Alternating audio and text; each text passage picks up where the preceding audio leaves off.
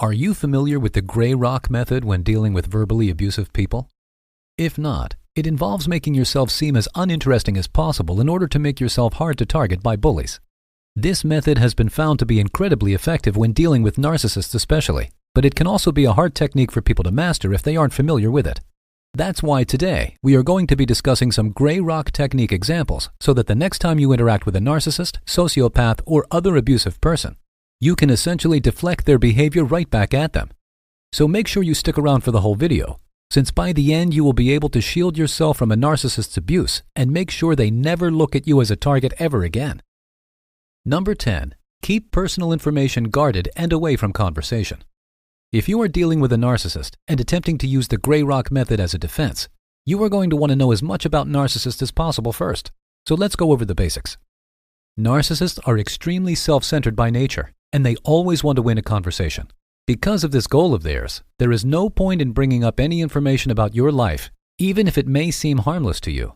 A narcissist will always attempt to use that information against you, either by upstaging you in the moment with their own story, or by throwing it in your face at a later date.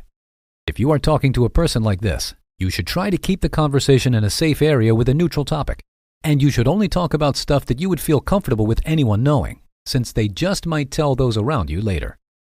Number 9. Avoid eye contact. Our eyes are extremely emotive, and they can often give us away when we are talking to someone.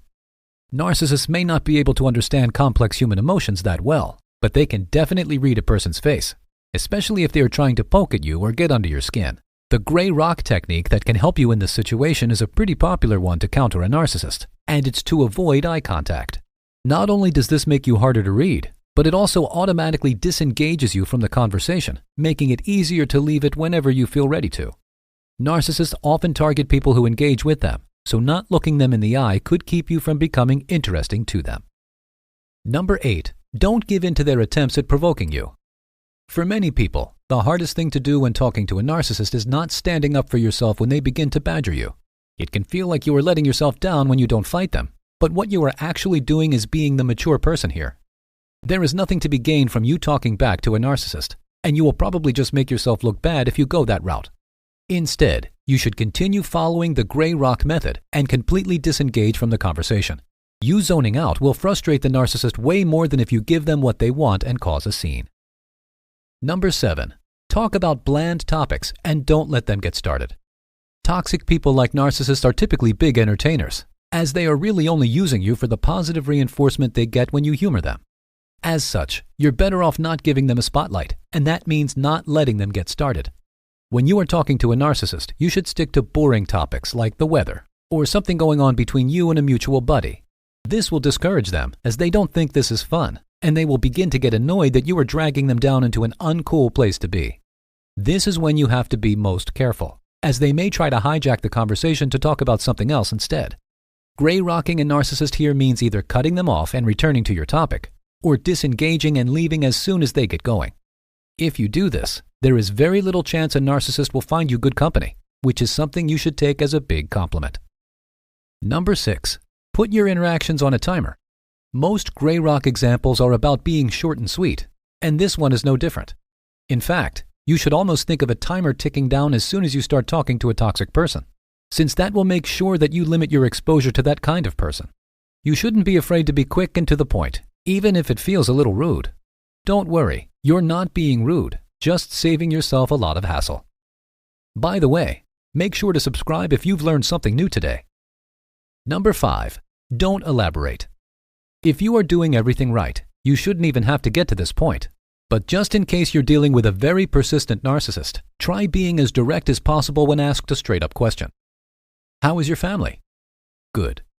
Do you have plans for the weekend? Yes. Make it as clear as possible that you are not interested in the conversation and that you have nothing to share, and they will eventually get the hint. These people want to feel like they are the highlight of everyone's day, so giving them a blank expression and short answer is not how they want to be treated. Number 4. Don't show your hand. Showing your hand is an old saying that means you shouldn't give away what cards you have to your opponent, and you should definitely think of your narcissist as an opponent in a game. They are trying to push your buttons. And the whole reason why you are attempting the gray rock technique in the first place is because you want to protect yourself. The thing is, This whole method doesn't really work if the other person knows you are trying it. So don't tell them or the people around them what you are doing unless you can trust they won't inform the narcissist. If they know you are pretending not to react, it still might work, but it also signals to them that you are having to act out of character just to get them away from you. And that might make them want to bother you even more.